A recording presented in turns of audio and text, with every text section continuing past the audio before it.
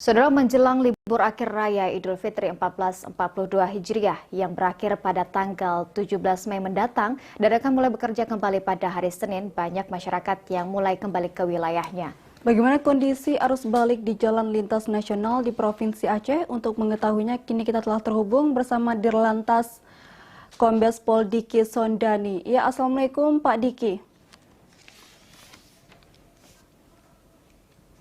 Halo, Assalamualaikum Pak Diki. Ya, Ya baik, Assalamualaikum Pak Diki. Waalaikumsalam warahmatullahi wabarakatuh. Baik, langsung saja Pak Diki, bagaimana perkembangan terkini terkait arus balik Idul Fitri di Aceh ini Pak? Kalau kita lihat arus balik di Aceh, sampai saat ini boleh dikatakan tidak terlalu banyak orang melakukan arus balik. Karena sesuai dengan anjuran pemerintah, sejak tanggal 6 sampai dengan tanggal 17 Mei itu adalah larangan mudik. Jadi larangan mudik. Jadi tidak ada, boleh dikatakan, yang masuk ke Aceh ataupun yang keluar Aceh ini kita sekat. Kita sekat kecuali orang-orang tertentu. Karena melaksanakan tugas, karena mungkin karena ada orang tuanya sakit atau istrinya sakit, mungkin ada berita duka, itu kita bolehkan. Ataupun ambulan ataupun ya ke barang-barang logistik itu masih boleh. Nah, sedangkan yang arus balik pun kalau kita lihat sih belum ada. Dan mungkin mereka akan melakukan perjalanan pulang itu setelah tanggal 17. Ya, setelah tanggal 17 Mei. Ya, setelah tanggal 17 Mei itu jalanan kita buka. Jalanan kita buka di 4 perbatasan di Tamiang, Aceh Tenggara, kemudian Aceh Singkil, kemudian di Subulu Salam, ya. Jadi 4 perbatasan ini kita buka nanti setelah tanggal 17. Nah, namun kendaraan-kendaraan yang akan masuk ke Aceh, ya, ini wajib membawa surat ya swab antigen, ya swab antigen yang mengatakan bahwa dia bebas daripada COVID-19. Dan itu dia sudah swab. Apabila tidak bawa, nanti akan kita putar balik dia ke wilayah Sumatera Utara lagi. Nah, kalau kita lihat dari Aceh pun sekarang sudah ada aglomerasi, aglomerasi sistem untuk kegiatan masyarakat. Ya, ada aglomerasi pusat yang membawai Banda Aceh, Aceh Besar, Pidi dan Sabah. Nah, mereka biasanya melakukan kegiatan, mungkin silaturahmi dengan sanak famili di sana, itu nggak ada masalah. Demikian juga mungkin di aglomerasi wilayah selatan, ya, yang terkait dengan Singkil, Subulu Salam, Aceh Tenggara dan Abdiya. Ini pun mereka juga silaturahmi dengan sana. Sedangkan yang lebih dari sana itu tidak boleh. Nah, kalau kita lihat sekarang untuk Aceh masih landai-landai saja. Nah, ada juga beberapa kendaraan dari Sumatera Utara yang coba-coba mungkin ya untuk menerobos masuk ke wilayah Aceh tanpa ada alasan yang jelas. Ini kita putar balik. Nah, contoh hari ini ada 9 kendaraan yang kita putar balik. Ya, karena mereka akan masuk ke Aceh dalam rangka mudik. Nah, itu nggak boleh. Tapi kalau mereka memang ada suatu hal yang sangat krusial dan itu ada surat yang menyatakan bahwa ada keluarganya meninggal atau keluarganya sakit, ya itu kita perbolehkan.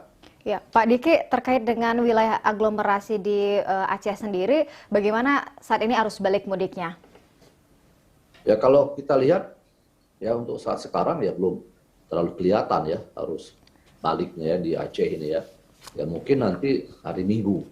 Ya hari Minggu nanti udah mulai orang akan kembali ke wilayahnya masing-masing karena hari Senin mereka akan dinas, ya, karena baik PNS, TNI Polri hari Senin mereka udah pasti bekerja kembali. Nah, mungkin hari Minggu itu adalah puncak daripada arus balik ya yang ada di Aceh ini. Kalau hari Sabtu sekarang kita lihat ya masih landai-landai saja, mungkin mereka juga masih menikmati liburan dengan keluarganya itu maupun dengan sanak familinya di Kota Banda Aceh maupun kota yang lain. Iya, Pak Diki, jika ada masyarakat yang melewati wilayah aglomerasi di Aceh ini, apakah tetap diputar balik atau seperti apa ini aturannya?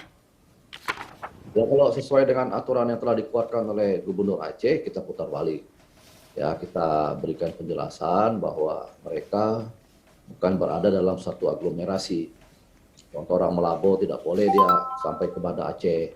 Orang Melabo silakan ke Aceh Jaya, ke Nagan Raya, ya. Nah, itu satu aglomerasi. Nah, tidak boleh dia lewat dari sana.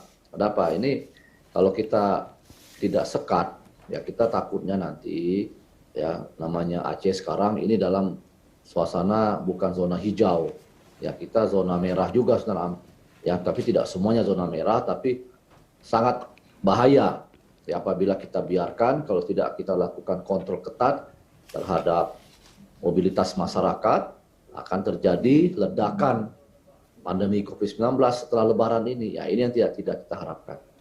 Ya baik, Pak Diki, seperti yang sudah Bapak katakan tadi, bahwasanya penumpang yang ingin ke Aceh wajib membawa surat antigen. Dan apakah ada syarat lain yang harus dipenuhi, dan apakah ini juga ini berlaku untuk semua jenis kendaraan, Pak?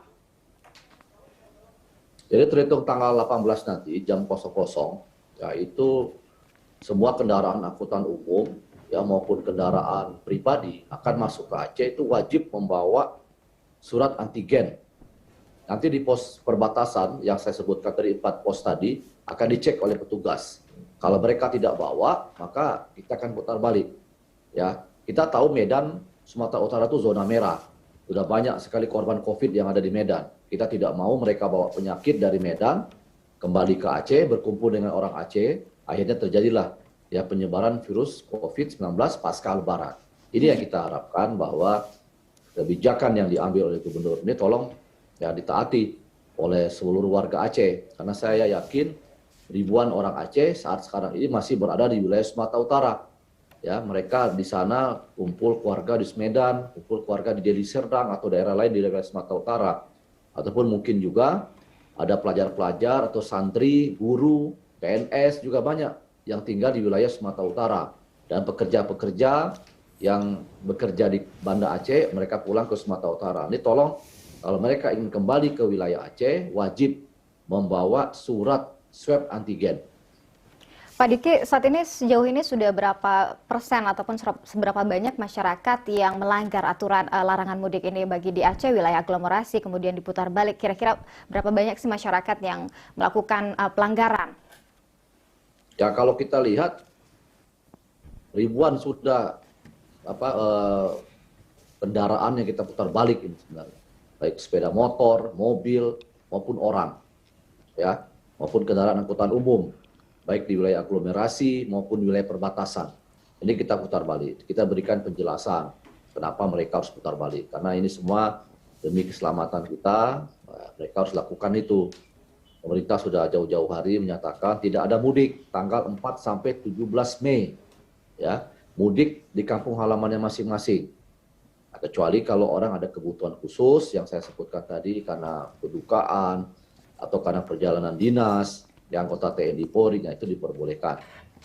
Tentu pada saat mereka akan melakukan perjalanan dinas ataupun juga ke suatu daerah, itu wajib membawa surat antigen juga, supaya kita tahu bahwa mereka akan masuk ke wilayah tertentu itu dalam keadaan sehat. Ya baik, terakhir singkat saja Pak Diki, imbauan yang ingin Bapak sampaikan kepada masyarakat yang melakukan arus balik Idul Fitri, Pak. Ya, himbauan saya kepada masyarakat Aceh ataupun pendatang yang saat ini masih berada di wilayah Sumatera Utara, ya, nanti akan masuk ke Aceh, kembali ke Aceh, tolong jangan lupa rapid test dulu, ya, rapid antigen dulu di Medan atau di wilayah mana silakan. Nanti setelah itu Anda bisa kembali masuk Aceh setelah tanggal 17, pastikan bahwa Anda dalam keadaan sehat. Kalau belum dalam keadaan sehat, jangan kembali ke Aceh dulu. Isolasi dulu di Medan atau isolasi dulu di wilayah Sumatera Utara. Lebih baik Anda tidak kembali ke Aceh daripada Anda kembali menularkan COVID-19 pada orang-orang lain. Tetap jaga kesehatan, ya, jaga protokol kesehatan supaya Aceh bisa kembali menjadi zona hijau seperti tahun yang lalu. Ya, baik, terima kasih banyak Bapak Kombes Pol Diki Sondani. Semoga sehat selalu. Saya akhiri, wassalamualaikum warahmatullahi wabarakatuh. Waalaikumsalam warahmatullahi wabarakatuh.